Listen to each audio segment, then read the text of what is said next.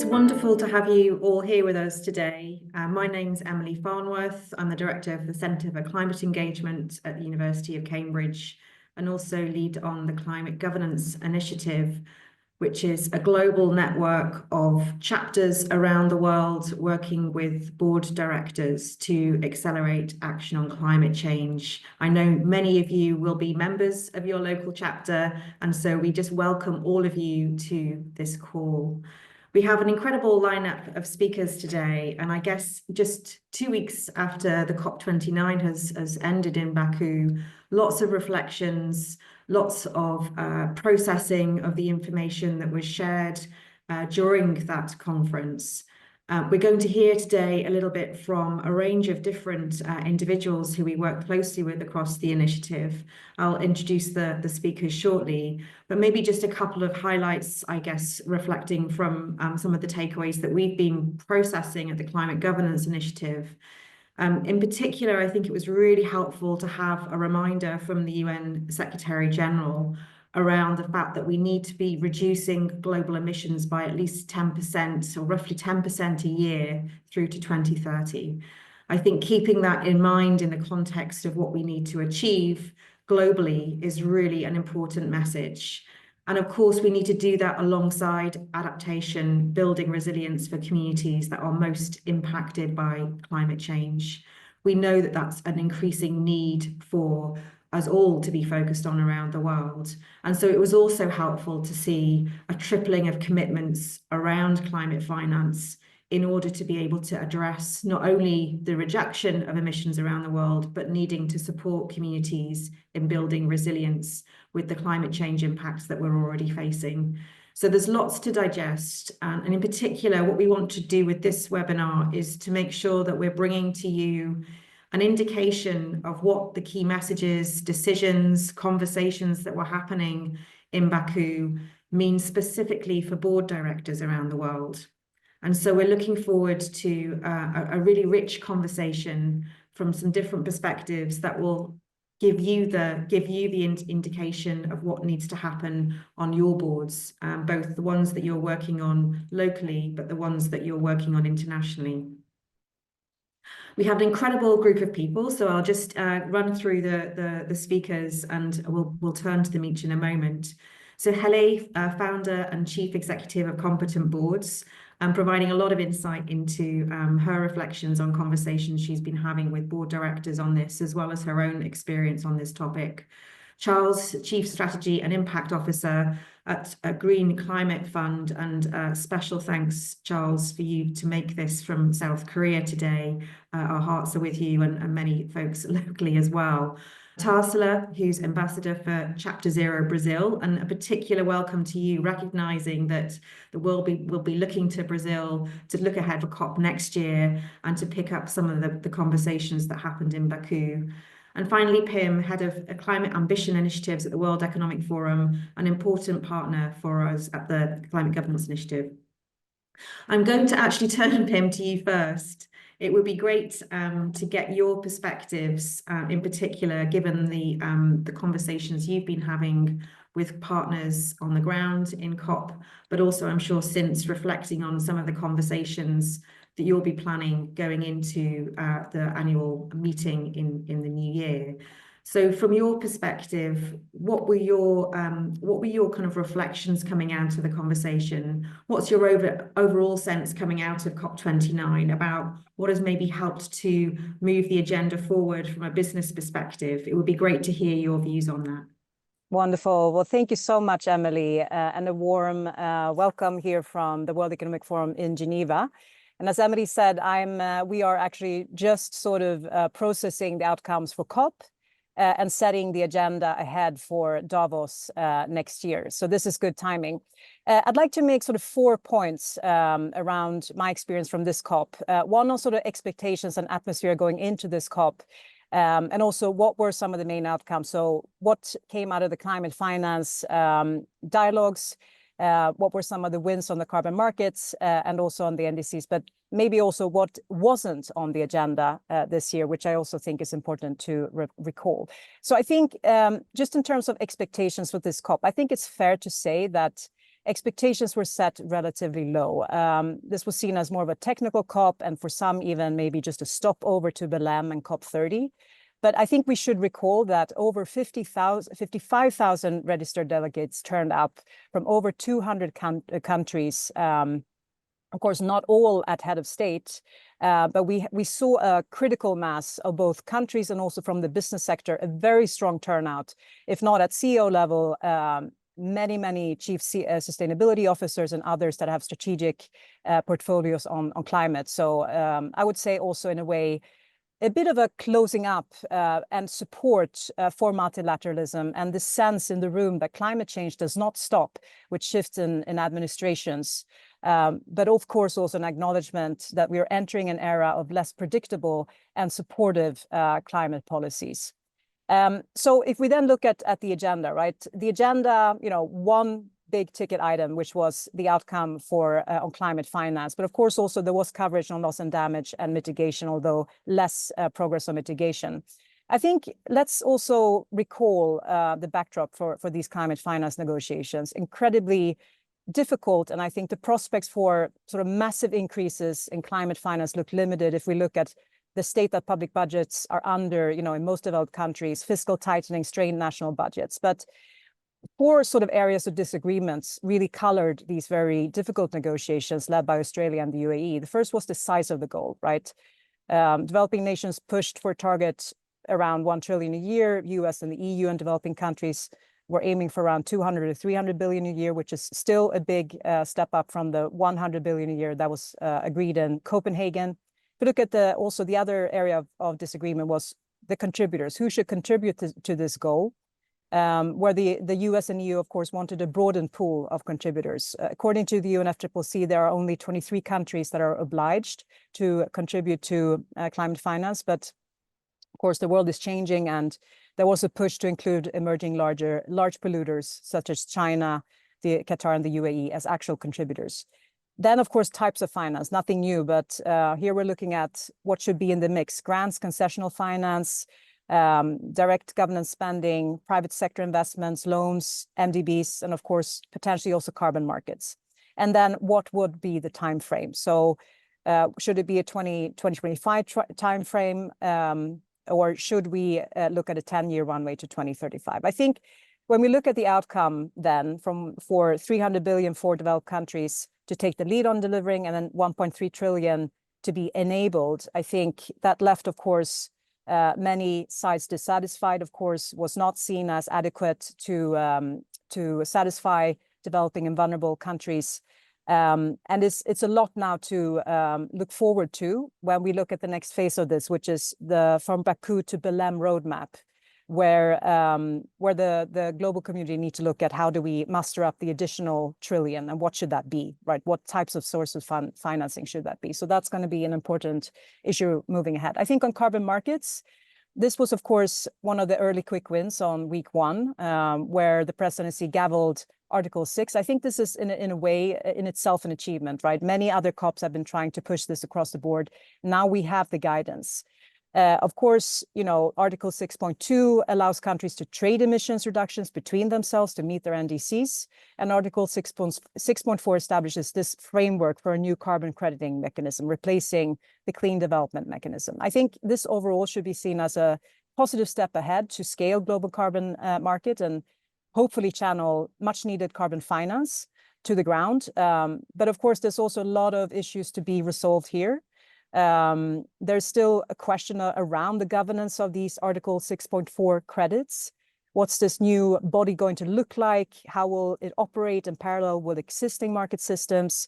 How do we ensure that credits generated under these Article 6 projects are additional, permanent, do not lead to double counting? Was a lot of discussions around the registry, carbon credit, the registry system, and how do we avoid the double counting that we've seen on the voluntary carbon market side for many years. Now, I would also say on the NDC side, which is something that we discussed with our Alliance of Socio-Climate Leaders, that I think was also a bit of a progress. I mean, we saw a lot of granular debates about what is an investable NDC. And I think here a couple of points emerged. There was a bit of consensus that these new NDCs that should be presented in March 2025, but we heard that they're more likely to actually be presented at COP30 in Belém. They should really have longevity and stability. There should be a clear commitment to transition away from fossil fuels and, ideally also fossil fuel subsidies, clear commitment to the tripling of renewable energy scale up and the doubling of energy efficiency, and importantly here to have time-bound and sectoral targets. And this is something we had debates and dialogue with. Of course, we saw the UK really taking on a new leadership role here with the very ambitious new NDC with an 81% emission reduction by 2035. And also, of course, Brazil coming forward with its own new reduction emission target. So I think this was positive, but there needs to be more engagement here in the road to Belém. Maybe just what wasn't on the agenda and what they did not achieve. I definitely agree that it was a big loss that the outcome did not specifically mention the transitioning away from fossil fuels. This was not a good step forward, and we certainly need to bring that back very much closer to the negotiations at COP30. There was a missing link between climate and nature, although a lot of dialogue around this, around the action agenda, of course, where also we had a lot of indigenous people feeding into those discussions. And I would also say there wasn't enough dialogue or negotiations around how do we actually make these COP28 energy targets reality? How do we roll those out? And what does that actually mean at the regional and a national level so that businesses can actually use that to inform their own energy targets? Lots of other considerations, but I think I'll leave it at that and back to you, Emily. Thanks. Thank you so much, Pim. It was really helpful to just hear that range of topics. And also, I think, as you say, really important that we stay focused on how we can move ahead with this transition away from fossil fuels, recognizing that everybody along that value chain needs the support to move with the transition. And so it's both on the demand side and the supply side that we need to focus. I'm going to turn next to Hele. It would be great in your conversations with board directors, how do you think the outcomes from COP29 will affect their decision-making in the boardroom? And what do you hope will happen as a result of them bringing back some of these key issues? Well, first of all, thank you, Emily, and thank you, Pim, for that great overview. And good morning. I am right now in Washington, D.C., in meetings with different people from Congress.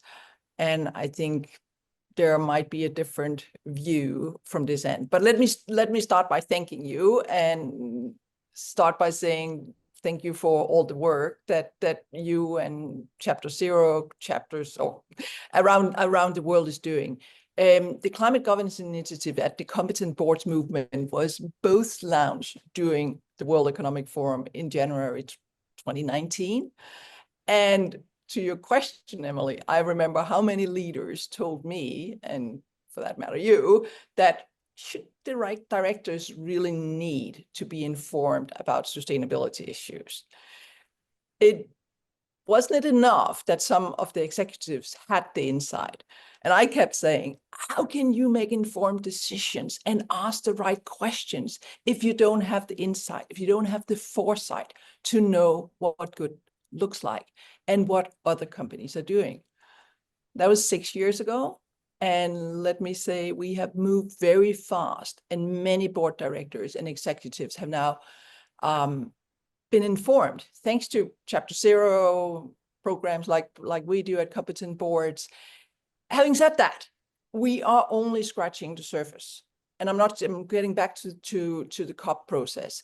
I think World Benchmarking Alliance put out a survey. We did a survey with Copenhagen Business Schools. There's a study coming out from New York Stern with Tansy Whelan, and shows that many boards do frankly not have the insight and foresight when it comes to sustainability and climate competencies.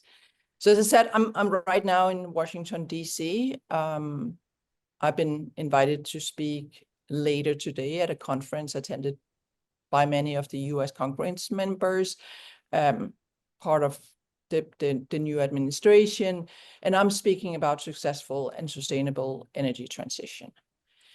And I cannot speak for all of these different people. But I think with or without the outcome of COP, we are in a period of unprecedented change, and the path forward has never been less clear. I think we see climate impacts, trade wars, rising populism, governments that are backtracking, the looming impact of biodiversity loss, people trying to put food on the table, make their children's future better than their own, developing countries feeling left behind. We have wars. Do I need to continue? This is the time for leaders, and the times we are living in are, demands greater leadership from the private sector, from the boardrooms. Well, I guess from all of us. I hear over and over again, also here, that we want a clean environment, but we also want the energy that will drive our data centers so we can use AI. And as many countries are putting themselves first, I think we need that global leadership. We need the global leaders with the insight, the foresight, and a global network of peers that they trust. In my mind, and I argued this in my book, Stewards of the Future, A Guide for Competent Boards, boardrooms and directors play a crucial role in helping business manage the risk, navigate uncertainty, and ensure the sustainability and resilience of their business in the face of climate change, geopolitical shifts, emerging regulation. When we look at the results, I don't know how many are looking at the results and saying, okay, well, we're not starting, and let's face it, it's probably not only COP that people are looking at the moment, but also all the changing, all the elections that we have had this year. Just saw what happened in France. What do I do? Right now, if we started, we're continuing. You have invested, you have already done that. If you close down a coal plant, will you go back and start it up again? Probably not, right? But what are we in those that kind of like sit in the middle? Can I continue to get investment? Can I continue to get finance for what it is that we started? I looked at my phone, and I actually spoke at a similar here for you, Emily, and the initiative out of Brazil back in 21, together with Sandra Guerras and chapter in Brazil. And I said, there was an awakening. I hope that we continue to have that awakening. And I think that's where board directors really need to step up now. And again, that's why I started Competent Board 6 years ago, to provide that essential insight, the foresight, the access to speak with all of these experienced global leaders who know how to, or at least have an idea of how do we navigate the change. So I think if I talk to board directors right now, there's this, yes, we definitely need to continue. Then there are the let's wait and see. And then there are, let's face it, those that I don't talk to. And clearly, again, being in Washington, D.C. right now, I'm hearing drill, baby, drill. I hear, a lot of other things. So I think we really need to look at what can we do as the private sector. And there's one thing, and it goes to also what you were saying, racing to the investment. I think we are looking at, okay, how can we put investment into the developing countries, but from a private sector perspective?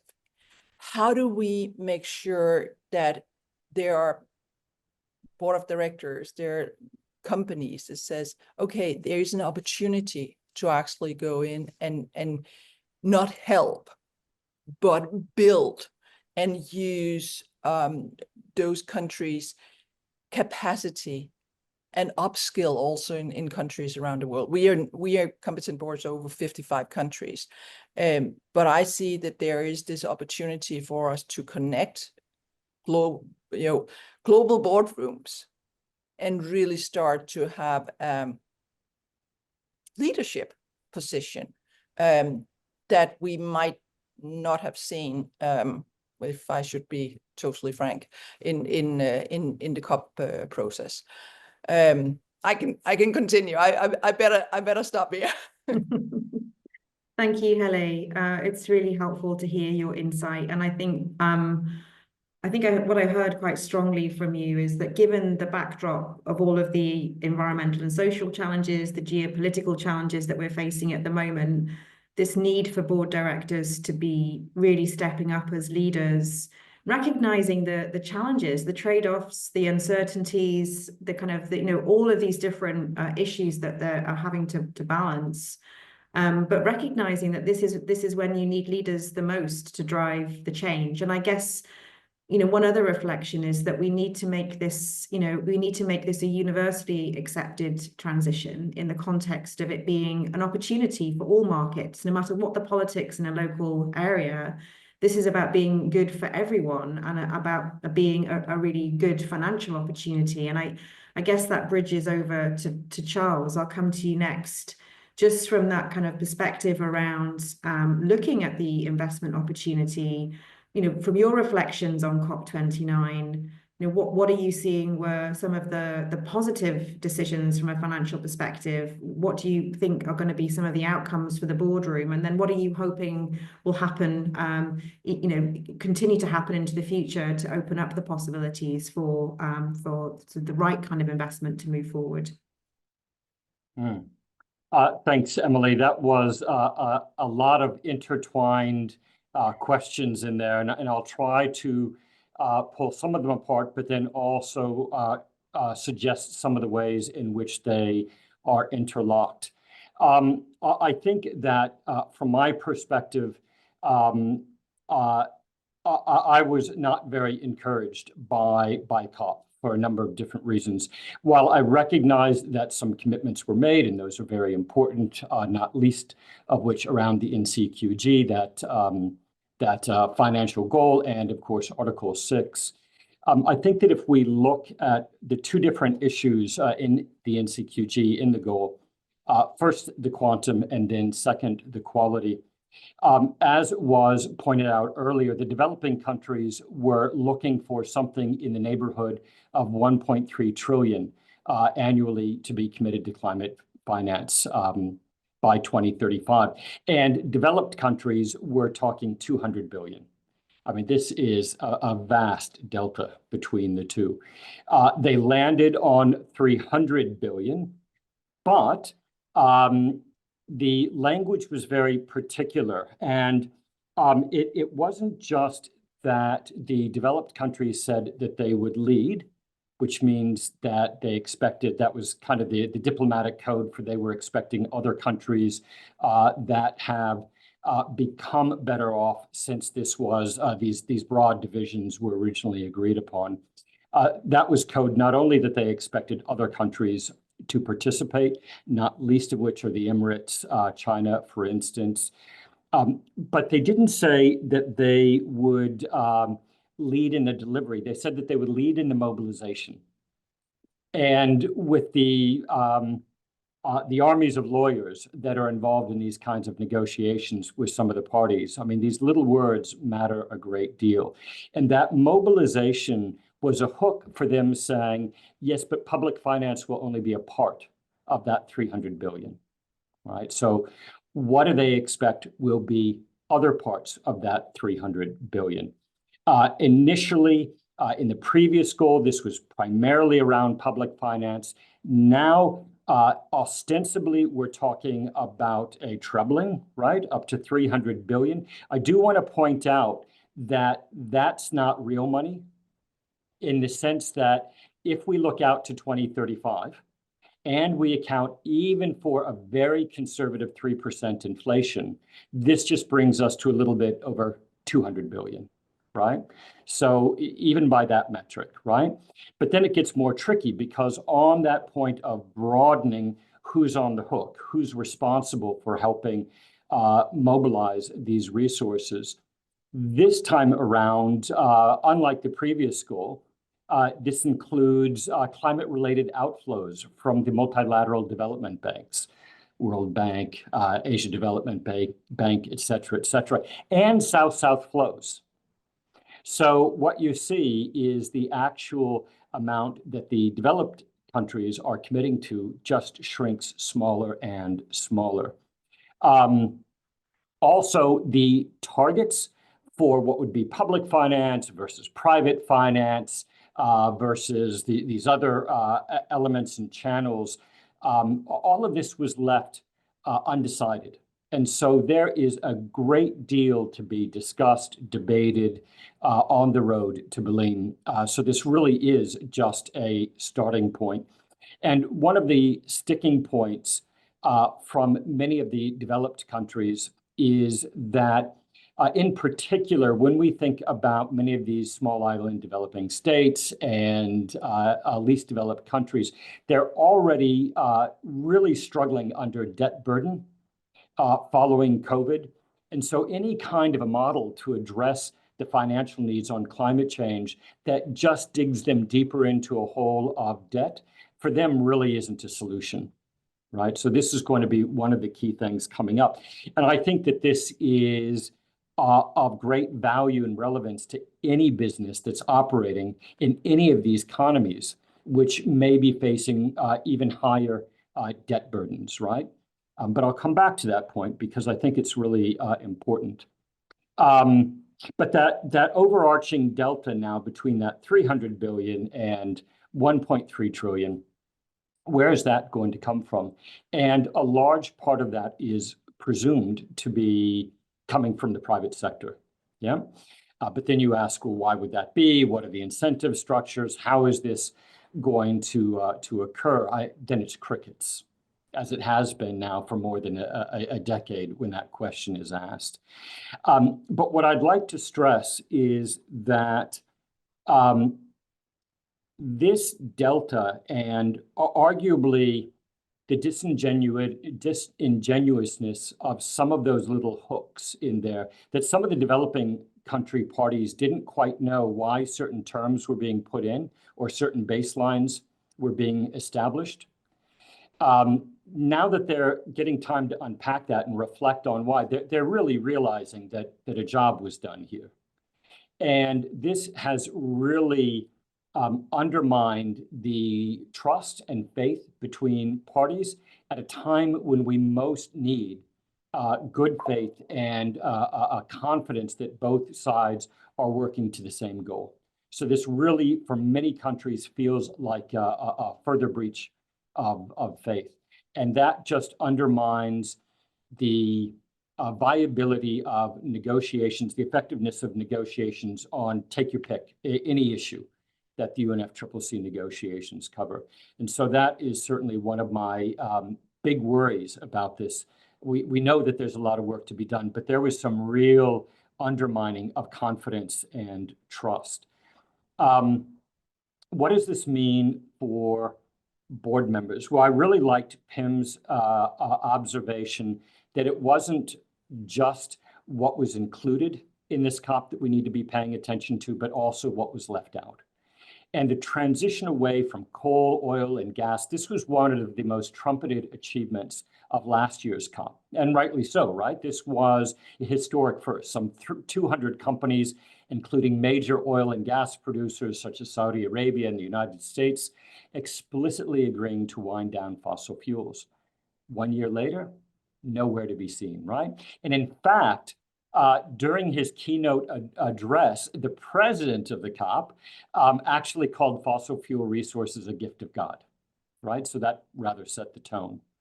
And I think that this is significant for business leaders for a number of reasons, right? I mean, obviously, as human beings, we should all be concerned about this, but let's keep that hat on of business leaders. And let me say why I think that is so significant. first off, this means that that 1.5 degree window, this is arguably closed.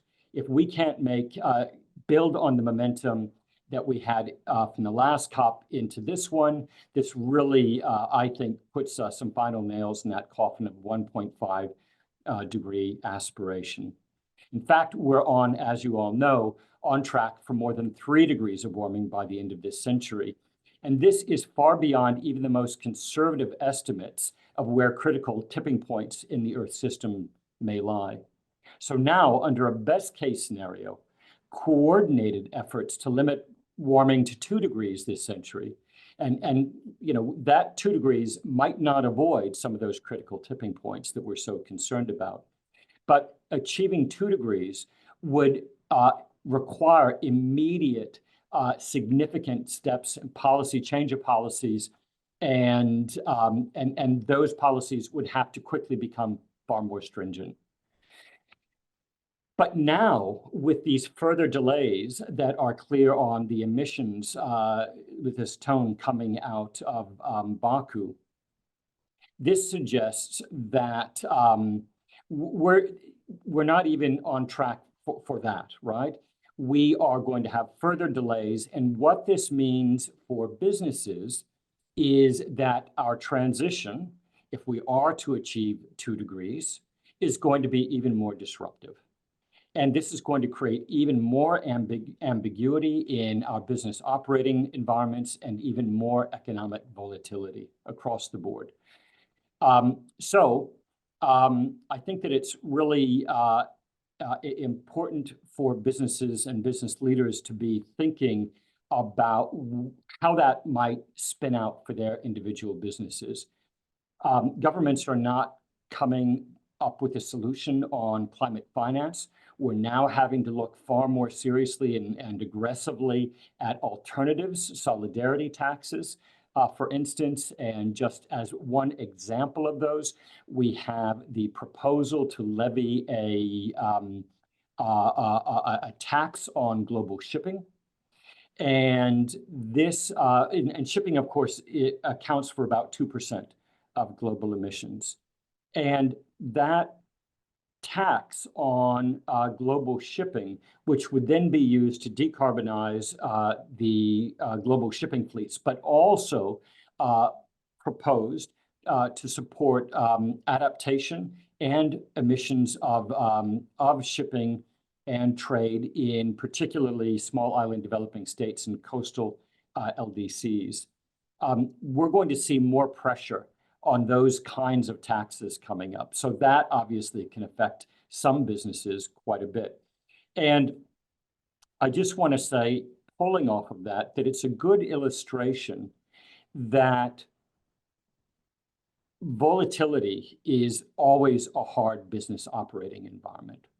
That said, there are going to be spaces for opportunity for those businesses that come up with solutions, those businesses, for instance, that can decarbonize faster, those shipping businesses, for instance, that can decarbonize faster, they will pay less in tax, and they will be able to offer cheaper, more competitive prices. But what this helps illustrate is that with this disorderly transition, which it looks like we are certainly stepping into, the risks and opportunities are going to be highly variable by sector, by specific goods and services, by business models, regulatory context, and I would also suggest, and in particular flag, by your value chain partners. If your value chain partners are not stepping up to the challenge, then you are ultimately at risk through them.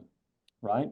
So all of these things need to be understood. And I think that a key message that I would suggest in my experience to board members is that in this incredibly volatile, highly uncertain, chronically uncertain operating environment, scenario analysis, evidence-based, robust scenario analysis, which is not a tick box exercise, that's going to be an absolutely essential plank in responsible horizon scanning and strategic planning for any complex organization.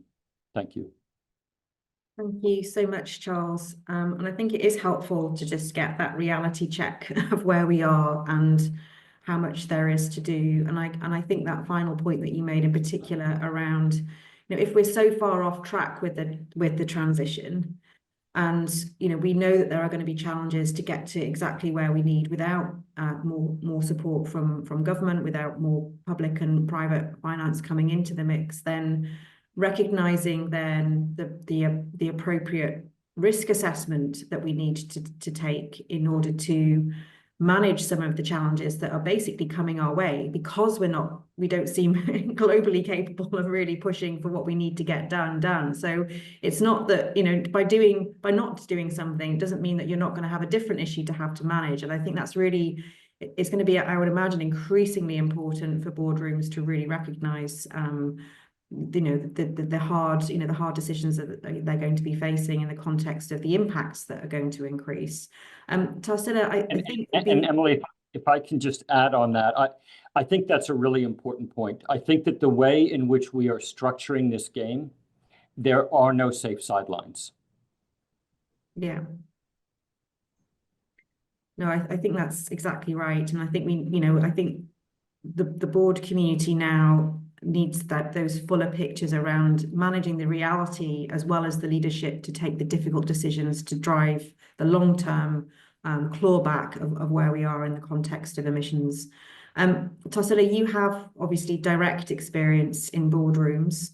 From your perspective, what kind of conversations you are anticipating to be having, both in the context of the current landscape that we see in front of us, but also looking forward to some of the things that companies need to be thinking through to drive some of the action that we need going forward? It would be great to get your perspective on that.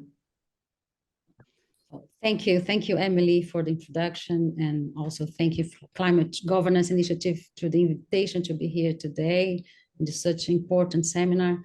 It's an honor to listen you all, Pin, Hel, and Charles, in respect to the most important challenge humanity are facing.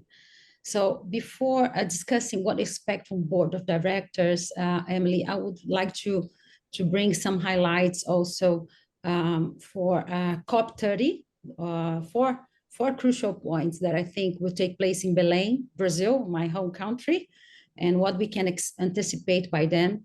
So first, I think in a broader context, it will be really crucial to restore trust in climate negotiations and strengthen the global commitment to limiting warming to 1.5 degrees. As Hel said, we are scratching the surface. And also Charles mentioned that we are on track of 3 degrees by the end of the century. So it's really, really important. It's what Marina Silva, our environmental minister, calls the mission 1.5. So this is the first goal. And of course, also COP lasts 2 weeks. So what happens in the other 52 weeks of the year is just as important. So I think this year, setting temperatures records and the next year marking 10 years of the Paris Agreement is essential that all countries submit ambitious NDCs. So I think the second point is going to make Belém very important is climate finance. That is a huge challenge. Pin and Charles and Hel already said about that, so I'm not going to say it again, but in Baku was emphasized the need to mobilize 1.3 trillion by 2035 to support developing countries. So as also Charles says, I think here is the room for multilaterals, government, but also for the private sector to collaborate in this process. So collaborate to bring expertise, to develop debt mechanism, concessional flows, financing from other sources such as global taxes, special drying rights. So instruments that have the potential to help countries currently facing fiscal constraints, high debts, and expensive capital assets, so that we can provide fair access to capital. So third, I think the transition away and phase down from fossil fuels, that ensuring also the just transition continue to be central. This was not progressive as expected, and now Brazil has the responsibility to accelerate this agenda. But four, as a host country, Brazil will set some priorities. So this is important. Belém COP30 is really, really important. So as you mentioned, nicknamed as the Nature for Climate COP, this event will take place in the heart of the Amazon. So a region so often discussed, but yet so little known and understood, essential for global climate stability, but whose green development models must integrate the people who live there. So Belém is a rich symbolism, but also full of complexity. So it's located in the gateway to the Amazon. So it represents both the majesty, but then the struggle of the region and face significant socioeconomic challenge with high poverty levels and infrastructure gaps. So this juxtaposition being one of the most vital ecosystems in the world, but in a region that often lacks basic resource, I think will serve as a powerful reminder of the need of equity in climate solutions for social biodiversity, and also to truly include people in the agenda. So I think this conference is not going to address only global goals, but also locate local realities, ensuring also solutions benefit both the planet and the communities that depends on the fragile ecosystems for their livelihoods. So considering Brazil is a tropical, mega diverse, democratic, and a developing country, I think we are going to expect strong focus on bioeconomy, valuing forest preservation, restoration, social biodiversity, the value of indigenous people, regional communities, and climate justice will be central themes. We also expect even greater participation from civil society as well. And talking also about a bit of challenge and opportunity for board of directors. So I'm going to take a few points here that I believe is important. So first of all, corporate ambition and action. So we need leadership, as our colleagues said. We need to build capacity with less developing countries, as Hel also said. So we need business leaders and human beings here. So I think it's a huge pressure also for boards must integrate these issues into their strategies, viewing the climate emergence not only a risk, but also as an opportunity. Innovation also is crucial. And also, I liked a lot about what Charles says about scenario analysis, strategic planning, so risk assessment, really, really taking it seriously. Another point is climate finance, as I already said. So mobilizing the necessary resource for climate transition is one of the biggest challenges. So boards need to explore public-private partnerships, understand new financial instruments such as blended finance, for example. So in my country here, we recently approved an innovative financing operation with the National Treasury involving concessional capital for sectors like renewable energy, regenerative agriculture, circular economy, green infrastructure, among others. So there are numerous financial innovations and new opportunities emerging globally. So I think it's really, really a room here for board leaders. And transparency and value chains also, of course. So we need to be, transparency will be key across the entire value chain, ensuring that companies align global climate reporting standard, international regulations that are emerging daily. So to maintain confidence of investor markets across the chain. Of course, carbon market, with growing demand for carbon credits, board need to adjust their strategy to size these opportunities. Just transition, as we already said also, so is really important to consider vulnerable communities. So promoting social justice. Also, they are going to expand markets, estrange their value chain, driving innovation. So, and finally, inviting nature to be part of the board. I think with COP30 emphasizing nature, so board needs to incorporate biodiversity, ecosystem regeneration, and a positive environment impact into their decisions. So treating natural capital as an essential asset for the future of their business. So we need to build nature positive companies. So I'm back to you, Emily. Thank you. I really appreciate the views there, and yeah, what a wonderful thought. If we had more boards that had nature represented, I wonder if we'd start to make some different decisions. We have now an opportunity to take questions from participants. So for those of you online, it would be great if you put your questions into the question and answer box. We have a couple of questions already that have come through. One specifically, Charles, I'll start with you as it's being directed to you, but I think I'm sure there are others that maybe want to come in on this as well.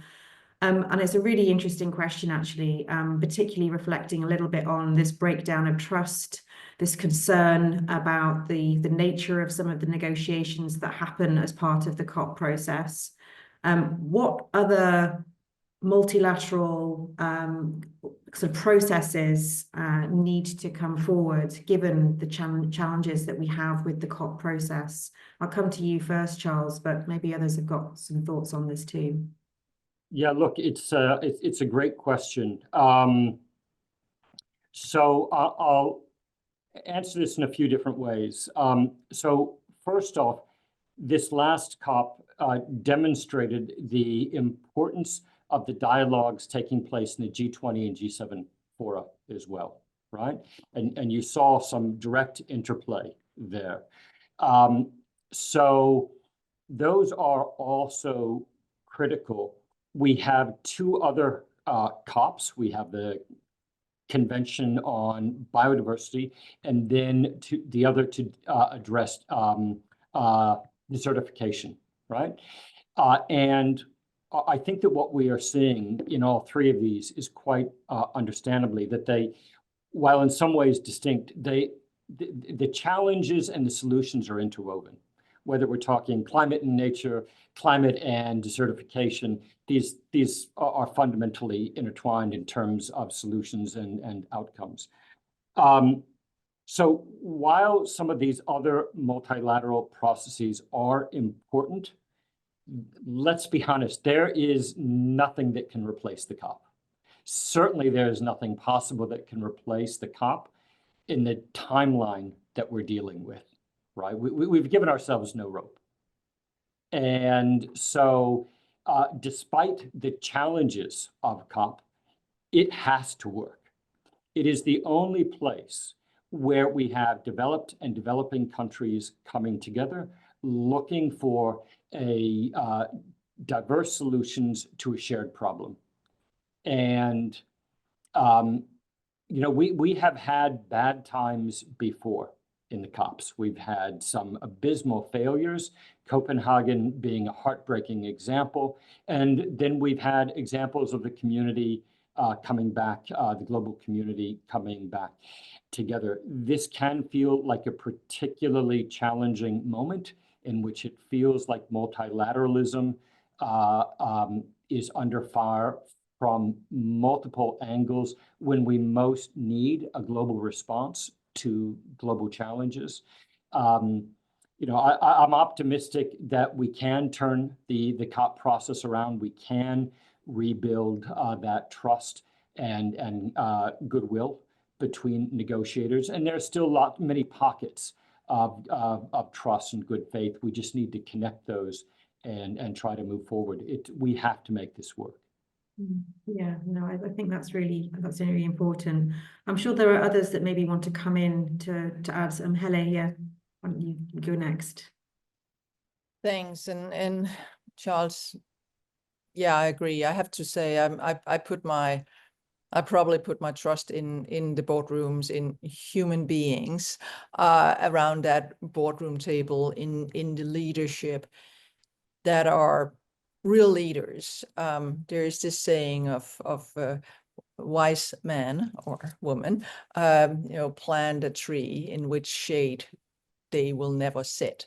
So having that thinking for the long term, I do see in clearly with the competent boards programs, I see now, I think it's over 55% of those that are going through the programs are getting a seat around the boardroom table. I hear them coming back, or a chair position coming back and saying that insight, that foresight, that global network, really understanding what's going on, what does good look like, not only what questions to ask, but what good looks like.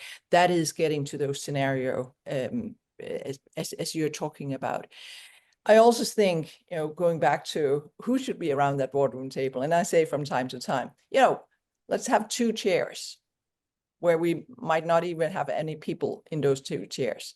Let's put nature in one of those chairs, and let's put younger person in one of those chairs. And when we are about to make that decision, let's just ask, what would that younger person say about the consequences of the decision we're about to make? What would nature say to that? And it's just a mindset. It's just kind of like, how do you reflect on those things? And often it's when we start asking ourselves those questions that we start thinking, could we do this differently? Could we think differently? And that's what the world needs right now. And that might be, I don't know, in terms of the COP process, but that is that we start thinking differently, that we have a different mindset. There's so many opportunities, but we need to take those opportunities. And the alternative to the COP, I mean, Mother Nature seems to be trying to put a few invoices to us at the moment. The insurance industry seems to be listening to Mother Nature and saying, okay, what does this mean in terms of what we are putting, insurance on? That's impacting us all. So there was, back at the COP at Doha, I think the good leader of the IPCC at that time was saying, we're all going to suffer. How much we suffer will depend on how much mitigation and adaptation you do now and in the future. And I think we are pushing that out. But definitely also, again, as I say, I'm here in Washington, D.C. right now, and people also talking about the wars. So we can talk about a COP process, but if we have big wars, well, that might have very, very negative influence both on the climate, but frankly on all of us. So lots to tackle for directors, and I think that's why we really need to see leadership, and we need to see those leaders that have the insight, that have the foresight, but also have the courage, courage, and have that global network and say, hey, what works at this end? What works at this end? Because if we all going to say, Shell had this scenario 2025, where there was 3 different worlds, and this is like scenarios they put out 18, 19 years ago now. One of the world was we all collaborating, it's prosperity, it's all good, and another one was we have this flag situation where, buy, insert your own country, right? And unfortunately, climate, Mother Nature do not really listen to what we all talk about and do not really respect borders. So whatever we do, different places will have an impact all over. And Pim, I recognize, in the context of these conversations around what kind of coalitions internationally need to come together now in the absence of some of these breakdowns of these big international negotiations. I'm sure in the run-up to Davos, this is very much top of mind from your perspective. It'd be great just to get your reflections on this question.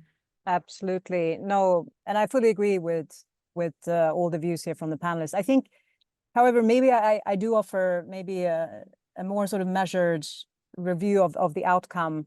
I think we were very close to collapse.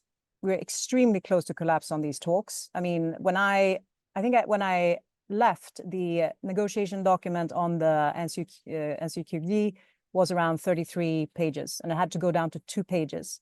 And there are 200 countries that have to sign this off in a consensus vote. So I think as we think about multilateral negotiations, we always have to keep that in mind. It is so incredibly difficult. So the fact that we had the backdrop of US, the prospect of now US pulling out of Paris, that sort of looming facet, and many developing nations knowing that probably wouldn't get anything better next year, if there even would be any negotiation next year. I think we need to see this outcome, even if it is highly dissatisfactory from all accounts. And I could not agree more. Climate change will be extremely expensive. We have not even started scraping the surface of the physical impact, what that is going to cost companies, but also the transition risks that we are facing with higher levies, with higher carbon pricing, with potential climate taxes coming our way. So there's no way around this problem. What I think was interesting was, we speak also, I know Helle is in Washington. I mean, there was a 3-day side event program by this coalition called America is All In. It's the coalition that was developed when the US last pulled out of the Paris Agreement. And it actually includes now over 11 states, over 3,000 companies. They're seeing the benefits of the IRA. We also heard, during COP that the IEA expect global energy investments to exceed 2 trillion for the first time in 2024. So, I mean, I think the businesses in many ways are going to, unfortunately, have to stand for the continuity here. A lot of the investments have been made. The rubber is hitting the road. At the forum, we're looking at offtake. We're not at the planning stages anymore. We're really looking at now offtake and projects, right? It's hard. It's not going to be easy. But I think there's no turning back to the energy systems of the 50s. I mean, it's just an unfathomable thought. So I think, just coming back, and sorry, this is a bit of a rambling answer to your question, Emily, but I think we are going to have to see more creative coalitions. Charles mentioned G7, G20. There's going to have to be creative, friends of climate action coming together at the forum. We're also building out this community of climate negotiators, and we're linking them up with businesses to meet minds and to also understand, for instance, these NDCs, how they're not climate plans, they're economic transformational plans. It's about growth. It's about jobs. So this is where we need to be focused. And it is going to be hard to keep momentum. That's a key topic we're going to have for Davos, maintaining momentum on nature and climate against this backdrop of unprecedented challenges and chronic risks. So back to you, Emily. Yeah, thank you. Well, we'll look forward to continuing the conversation. And also, I'm sure there'll be lots of eyes on the new risk report that comes out from the World Economic Forum to just digest a lot of what we've been talking about today. That was such an interesting question, and there were so many rich kind of answers from many of you that I appreciate, with an eye on the time, that we are kind of getting close to the end of the discussion here. So I'm going to actually turn to Sarsila for the last word, if you like, from the panel. It seems appropriate, given that all eyes will be on Brazil for next year. It would just be great to hear just a couple of reflections from you in terms of the takeaways from this conversation. And given the audience online today, and I'm sure they'll be listening into the webinar, a recording that we'll produce as well, what are your takeaways for today, and what would you like to see directors doing more of in the run-up to COP30? Thank you, Emily. It was really interesting and wonderful to listen our colleagues here. So I do agree that we are close to the collapse in terms of the multilateral. So it's really frustrating sometimes. So these COPs can also be like slow progress, challenging negotiations, increasing number. But if you see, there's increasing number of participants, like shows that global awareness is rising. So I think large climate conference also act as a catalyst. So because they are in the media, attracts heads of states, countries are put to the test. So business and civil society are increasingly involved as well. So I think to close the agenda today, I really believe that the urgent act is clear. So if we're going to see what is going to happen in COP30, so the leadership from private sector, including especially from board of directors, will be essential to tackle global climate change. So the time is now, as our colleague says. So company has to adapt the new realities. We'll have significant growth, also opportunities in a more sustainable, just, and regenerative economy. So it's time to act really urgently. Thank you very much. And welcome everyone to Belém. If I can help anyone to host you here, it would be my honor to receive you here as well. Well, I know certainly in the context of the Climate Governance Initiative team, we'll be working closely with the chapter in Brazil and all of the other chapters that are keen to lean in and support activities both online and in person, recognising that, for sure, this is about a collective effort. Just want to thank all of the wonderful speakers today. Really appreciate your insights and your reflections, no matter how difficult it is to hear some of the challenges that we're facing. I think it's also a wonderful call to leadership in the context of what we need to push on and get done as soon as we possibly can everywhere that we are working. So really thank you to all of you. It's been a wonderful discussion, and thank you to those of you who have been listening in online. If you're not already a member of a chapter locally in your area, then please do reach out. You'll see a list of all of the chapters and how to join on our climate governance website, but plenty of opportunities to get in touch with us there. Thank you all so much for your time today. We really appreciate it.